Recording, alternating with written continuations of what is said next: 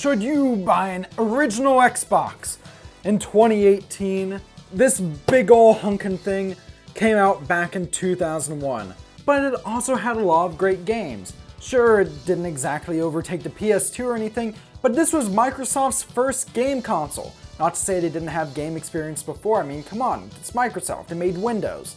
But this console did outsell Nintendo's GameCube, and it still has a pretty great legacy. So, on today's buying guide, we're going to decide if owning an original Xbox is right for you. Okay, I'm going to put this thing down. It's so heavy and big, and wow.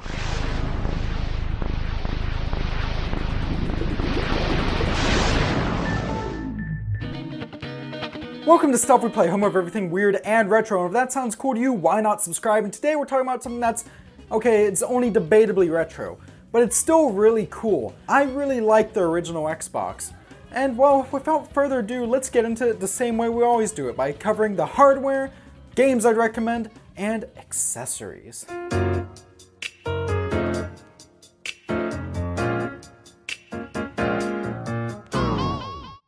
The original Xbox was released back in 2001. More importantly, it was released a few short months after Sega discontinued the Sega Dreamcast. While technically in the same generation as the Dreamcast, many dubbed the Xbox the Dreamcast 2, and it's easy to see why. Rumor has it that was the original plan for the console, that Sega and Microsoft would have gone into a joint partnership after the Dreamcast was discontinued, and that this would have been a Dreamcast 2 of sorts. Though, even though Sega ended up putting many a game on the Xbox, they ultimately just went the solo third-party route and put many games in the GameCube and PlayStation 2 as well. Though, it would be cool to see, and I could see many things hinting at this, particularly since the Dreamcast itself had Windows CE built into it. Clearly something sparked with Microsoft that they need to get into the console market. Perhaps it was, even though the PC gaming market was massive at the time, they saw a lot of money to be made there, which is funny because the original Xbox didn't actually make a lot of profit for Microsoft. Even though it had a ton of PR put behind it, and even Bill Gates himself was at the launch party for it, it ultimately did not beat the PlayStation 2.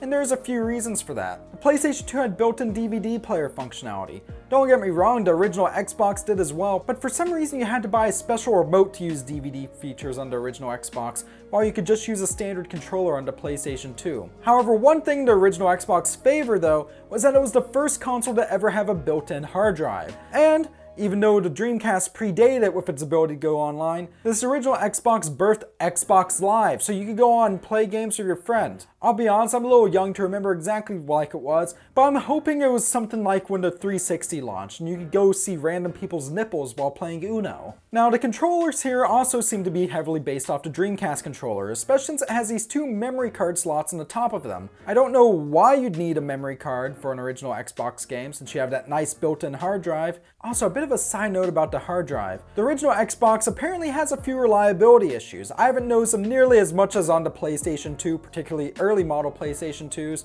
I don't usually mention modding in these videos because of its dubious legality, but I remember that being huge when I was a kid. Before people were getting Raspberry Pis and putting emulators on them, that's what people were doing with the original Xbox, and some of these were great. I remember in particular, my brother-in-law had one, which we would always play Destroy All Humans and Halo 2 on. It had this really cool LED display put on there, and they're pretty easy to come by. I see them commonly for around 20 or 30 bucks, though I do sense them going up a bit, for a reason that we'll go into later. But I'll be honest, though I've heard of many hardware issues in them, I typically find them to be a bit more reliable than the PlayStation 2, and I've only come across one that's died on me, and admittedly that was a modded one that potentially didn't have the best modding job done on it. What I'm saying is, hardware-wise, I have no complaints with the original Xbox.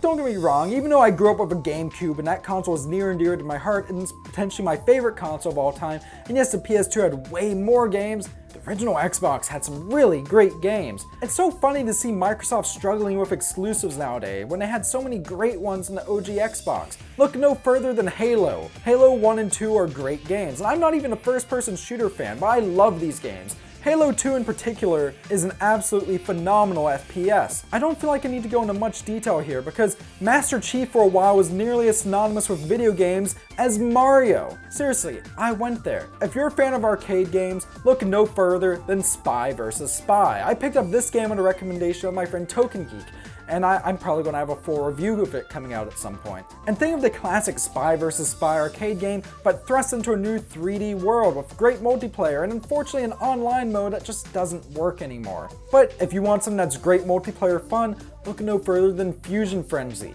I wouldn't quite say the Xbox is equivalent to Mario Party, it's just a different beast as far as party games go. But if you get 4 players around the couch playing this game, it's great and it's so easy to pick up. I mean, look at this. I bought this for $3. Racing games in particular, I absolutely adored on here. One of them would be Outrun 2. It's such a great game. It's a new take on Sega's Outrun arcade series from the 1980s, except now thrust into 3Ds and you have more than just your usual Ferrari Testarossa. Truly a seminal racer. But another great racing series that no one seems to talk about anymore is Project Gotham Racing. I mean, yes, technically I could talk about Forza since that started on original Xbox, but admittedly Forza 1 was nothing really to write home about. Project Gotham Racing was where it's at. These graphics are phenomenal for when this game was released, and the racing is top notch. And also, lest we forget that as an unlockable bonus in Project Gotham Racing 2, we had Geometry Wars. Geometry Wars has been ported to everything nowadays, but it originally appeared as an unlockable in Project Gotham Racing 2. Of course, there are great multi-platform games, your Metal Gear Solids and your Grand Theft Autos, and yes, even your Sonic Heroes and your Mega Man Anniversary collections. One thing that's really cool about the original Xbox that might actually deter you from buying one of these original consoles is Microsoft's backwards compatibility support. It's really unprecedented how well they support this. Sony doesn't want to deal with it, and Nintendo doesn't even have a virtual console anymore. But if you have an Xbox One, then you can play original Xbox games from the disc, as long as it's one of roughly 30 games that have been approved anyways. But some of these are Xbox One X enhanced. Of note is Panzer Dragoon Orta, the final release thus far in Sega's fantastic rail shooting Panzer Dragoon series. And also all the Star Wars games that came out on the system, you know, like the original Battlefront games, the ones that didn't suck. But of course, there's only roughly 30 games that work on the Xbox One, even fewer that I'd imagine that are Xbox One X enhanced. But most of them were available to play on the Xbox 360. Now, of course, the Xbox One is backwards compatible with a ton of Xbox 360 games.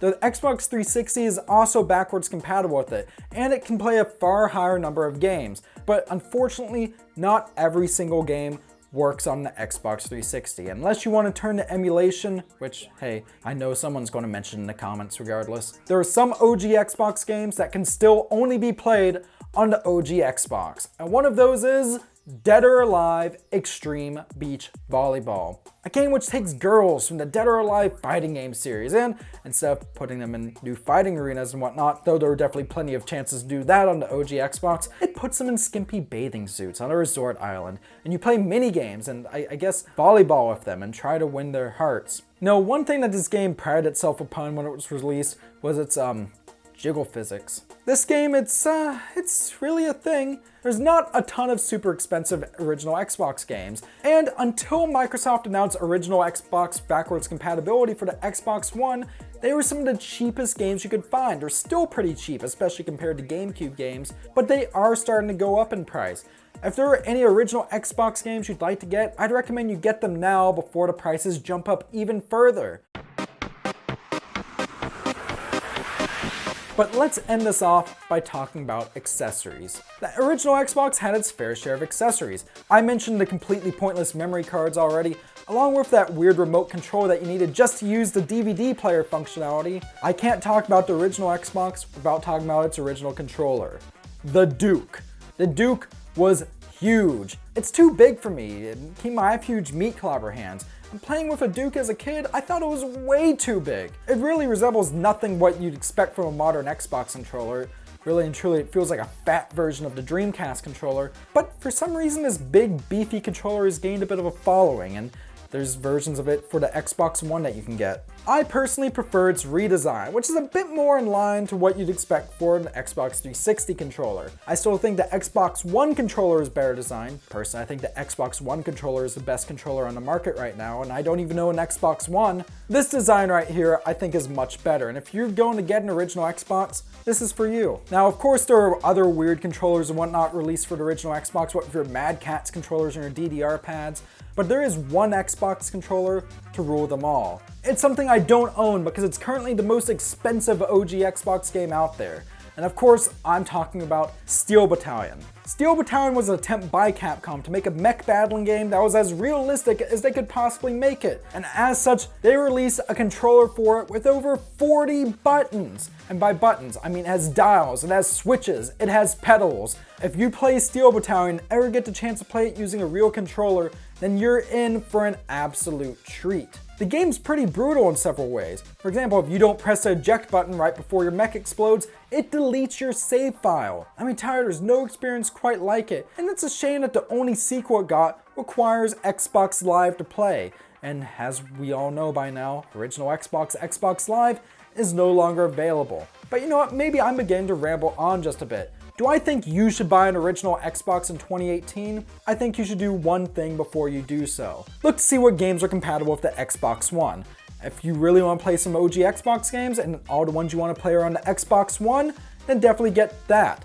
Especially since, well, it is the newest Xbox out there right now, and the Xbox One S is the cheapest 4K Blu-ray player on the market to boot. But if you want to play stuff like the original Halo or other such games that aren't on the list, then you might be a bit out of luck. But if you really want to play games that aren't available to play on the Xbox One or Xbox 360 that are for the original Xbox, then definitely go out and hunt the real hardware down.